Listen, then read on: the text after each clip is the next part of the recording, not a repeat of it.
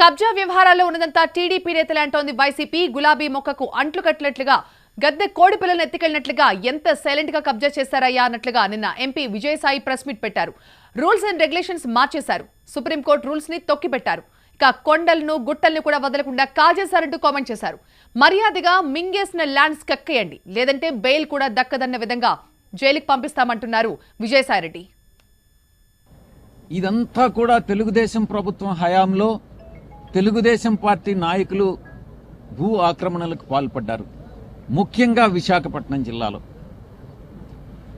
రికార్డులన్నింటినీ కూడా తారుమారు చేశారు. దీంట్లో రెవెన్యూ అధికారులు చాలా కీలక పాత్ర పోషించారు. రాజకీయ నాయకులతో కొంతమంది తెలుగుదేశం నాయకులు రాజకీయ నాయకులతో కుమ్మక్కై రెవెన్యూ అధికారులు కూడా దీనిలో ఈ యొక్క అధికార దుర్వినియోగానికి పాల్పడడం జరిగింది. ఏ ఒక్కరిని కూడా వదిలేటటువంటి ప్రసక్తి లేదు. నేను ఒక్కటే ఈ సందర్భంగా నేను మీకు మనవి చేసుకుంటా ఉన్నా, వీరి మీద క్రిమినల్ కేసులు పెట్టడం జరుగుతుంది. ఆ యొక్క కేసు బట్టి అవసరమైతే అరెస్టులకు కూడా చేయడానికి వెనుకాడము అన్నటువంటి విషయాన్ని నేను తెలియజేస్తా ఉన్నా. దాంట్లో కొన్ని సెక్షన్స్ ఉన్నాయి. 466 7 సంవత్సరాలు, 467 10 సంవత్సరాలు, మిగతా కొన్ని సెక్షన్స్ అన్నీ కూడా 418 420 468 465 2204 409 471 120B 420 ఈ కేసులన్నింటినీ కూడా పెట్టడం జరుగుతుంది. ఎస్, మీకు ఆఫర్ ఇస్తున్నాను, మర్యాదగా కబ్జా చేసిన ల్యాండ్స్ అన్ని కూడా వెనక్కి ఇచ్చేయండి అంటూ టీడీపీ నేతలకి ఒక ఆఫర్ ఇచ్చారు విజయసాయిరెడ్డి.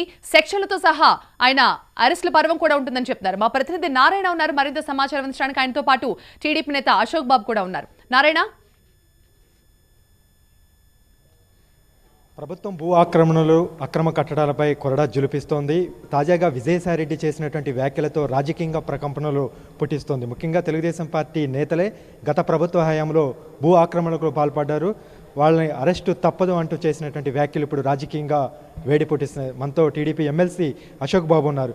చూశారు విజయసాయిరెడ్డి వ్యాఖ్యలు. గత ప్రభుత్వ హయాంలో మీ పార్టీ నేతలు కావచ్చు, ప్రజాప్రతినిధులు రెవెన్యూ అధికారులతో కుమ్మక్కై కబ్జాలకు పాల్పడ్డారని ఆయన వ్యాఖ్యలు చేస్తున్నారు. అంటే ఇది ఎలా ఉందంటే, మన కృష్ణానది ఒడ్డున ఇల్లు పడగొడతామని చెప్పి ఆ రోజు చేసిన హడావడి ఎలా ఉంది, ఇది కూడా అలాగ ఉంటుంది. విజయసాయిరెడ్డికి ఆయనకు తెలియకపోతే తెలుసుకోవాలి, లేదా తెలిసిన వాడు చెప్తే వినాలి. ఒక ఎంపీకి ఏం సంబంధం? అక్కడ రెవెన్యూ మినిస్టర్ ఉన్నాడు కదా, ఆయన ఏమైనా గాజులోడు కూర్చున్నాడు రెవెన్యూ మినిస్టర్ గారు. అక్కడ మాట్లాడాల్సిన రెవెన్యూ మినిస్టరు.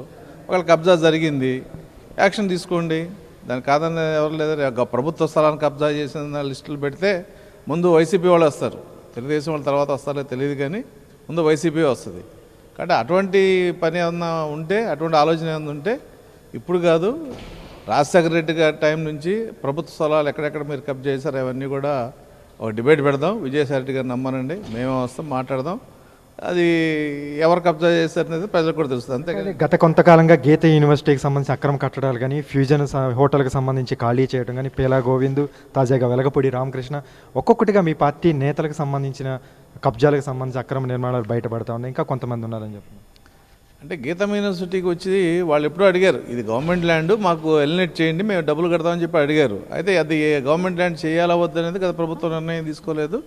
అంతే తప్ప వాళ్ళు దాన్ని వాడుకోవడానికి ఎక్కడ అబ్జెక్షన్ లేదు. అది గీతం యూనివర్సిటీ ప్రభుత్వం ఇప్పుడు సిద్ధార్థ కాలేజ్ ఉంది, ఎండోమెంట్స్ ల్యాండ్లో ఉంది, ఎక్స్పైర్ అయిపోయింది, ప్రభుత్వానికి పంపించారు. ప్రభుత్వం సంవత్సరం ఆలస్యం చేసింది కాబట్టి కాలేజ్ పీకేస్తారు, పేకర్ కదా, అక్కడ నుంచి మళ్ళీ రెన్యూల్ చేశారు. అలాగే గవర్నమెంట్ ల్యాండ్ని లీజుకి ఇవ్వడానికి కానీ, లేదంటే వేరే రకంగా దాన్ని వాడుకోవడానికి కానీ ఇచ్చే అధికారం ప్రభుత్వానికి ఉంది. ఆ రకంగా గీతం యూనివర్సిటీకి ఇచ్చారు. గీతం యూనివర్సిటీ మేము కొనుక్కుంటా ఉన్నారు. ఆ అమ్మాల వద్దనేది ప్రభుత్వం డిసైడ్ చేయలేదు, ఇవాళ కూడా డిసైడ్ చేయలేదు. కాబట్టి అదే కబ్జా కింద రాదు. ప్రభుత్వం ఇచ్చిన ఆర్డర్స్ వాళ్ళ దగ్గర ఉన్నాయి. అలాగే మన రామకృష్ణ బాబు 6 సెంట్లు అన్నాడు, ఆయన కొనుక్కున్నవాడు మోసం చేసి మనం ఏం చేస్తాం, అది కోర్టులో తేలుతుంది. కాబట్టి ఇవన్నీ ఏంటంటే రాజకీయంగా కక్షపూరితంగా చేస్తున్న అంశాలు తప్ప కబ్జాల విషయంలో వైసీపీ నాయకులు చేసిన కబ్జాల కంటే తెలుగుదేశం నాయకులు ఎక్కడ చేయలేదనేది మాకున్న నమ్మకం. ఏదైనా ఉంటే అది will decide in the courts. ఇది టీడీపీ నేతలు మాత్రం చెప్తున్నారు. ఇప్పుడు విశాఖలో ఏర్పాటు చేయబోయే రాజధాని పేరుతో ముందే ఆ పార్టీ నేతలు ఇన్సైడ్ ట్రేడింగ్ పాల్పడ్డారు. వాళ్లే భూ కబ్జాలకు పాల్పడ్డారు. వాళ్ళ మీద విచారణ జరిపించాలి.